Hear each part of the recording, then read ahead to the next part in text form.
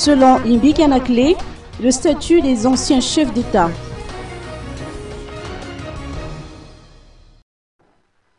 Les anciens chefs d'État malgaches pourraient occuper de hautes fonctions au sein des institutions étatiques en tant que conseillers à la présidence par exemple, si au moins leur situation était régie par un statut particulier.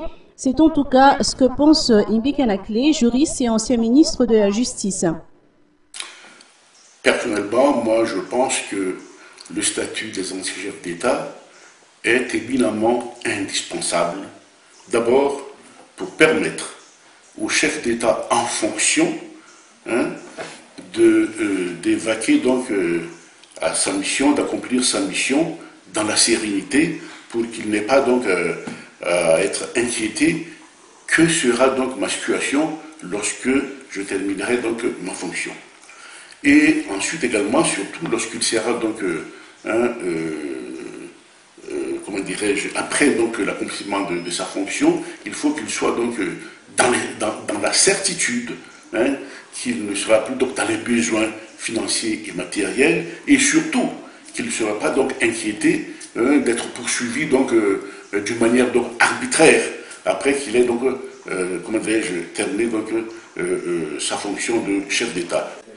Néanmoins, il est d'avis qu'un président élu démocratiquement et un président de la transition nommé de manière consensuelle ne doivent pas être traités de la même manière qu'un président issu d'un coup d'État. Mais ce qui est important, il me semble, c'est surtout de faire donc la part des choses.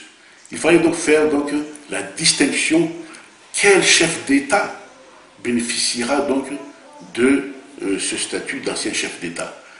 Je voudrais dire par là donc qu'il faut donc par tous les moyens éviter de privilégier, d'encourager les gens donc à, comment dirais-je, à recourir à un coup d'État pour ensuite bénéficier donc des privilèges attachés aux anciens chefs d'État. Donc pour les anciens présidents de la République qui avaient donc terminé leur mandat, normalement ils doivent en bénéficier.